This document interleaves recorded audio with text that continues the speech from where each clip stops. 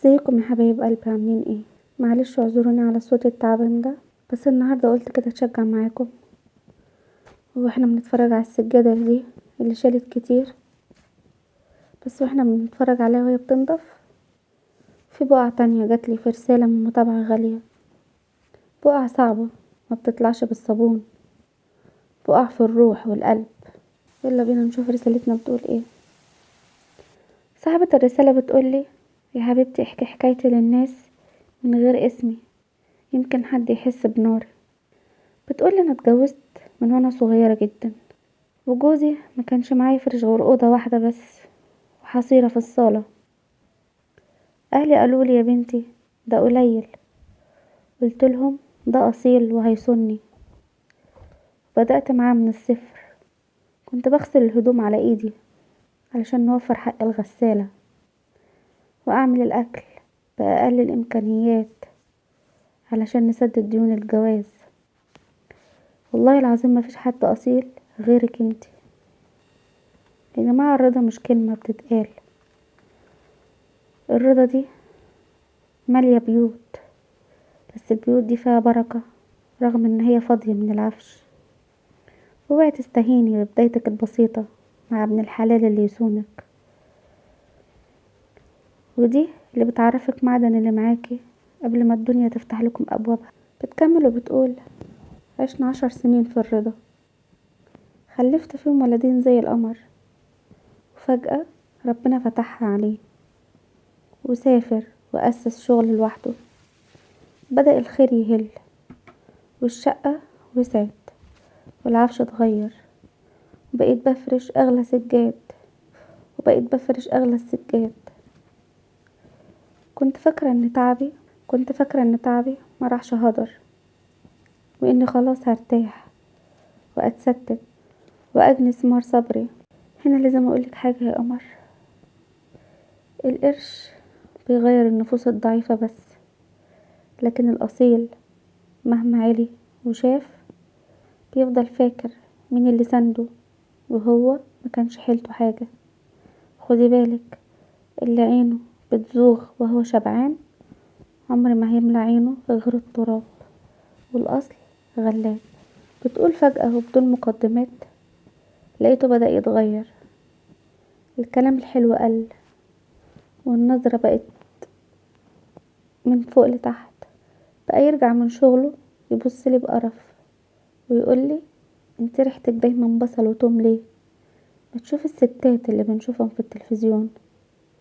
بقيت اقوله: يا ابو العيال، ده انا طول النهار في المطبخ علشان اعملك الاكل اللي بتحبه. يقولي: خلاص خلاص احنا شبعنا، دلوقتي العز بقى موجود، بس انتي اللي لسه فيك ريحة الشقة والمطبخ. شقة ومطبخ ايه؟ معلش واقفة هنا كده بقى، معلش لكل راجل بيسمعني: ريحة البصل والثوم دي اللي انت بتتريق عليها هي دي اللي عمرت بيتك وربت ولادك.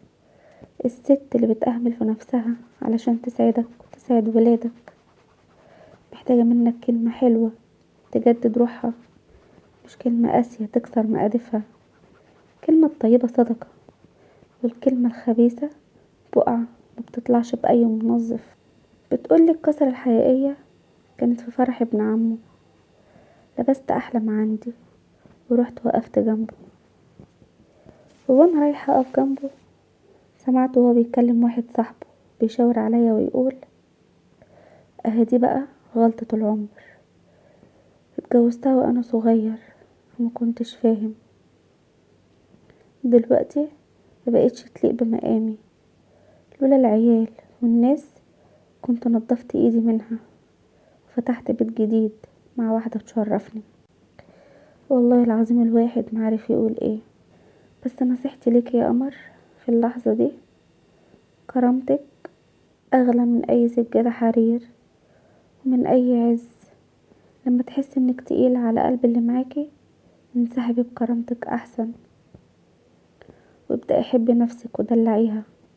انتي مش غلطة عمر، انتي جوهرة، وهو اللي مش عارف قيمتها ولا يستاهلها. تقولي: رجعت البيت ودموعي على خدي، دخلت الصالة بصيت للسجاد الغالي اللي كنت فرحانة بيه، وساعتها حسيت ان الحصيرة كانت احن عليا من العز ده. ومن يومها وانا عايشة معاه خيال مآتة بيبيض وشه قدام الناس، وهو بيكسر قلبي كل يوم. ودلوقتي هي بتسألكم بتقول: هل اكمل وانا مكسورة عشان العيال، ولا اواجهه واخد موقف؟ يا بنات، البيوت اسرار، والصبر اخره جبر، بس الصبر اللي بأهانة بيخلص على الصحة. نصيحتي ليكي انا: استخيري ربنا، وفكري بدل المرة 100 مرة علشان خاطر عيالك. بس اوعي تضيعي عمرك في محاولة حد بايع.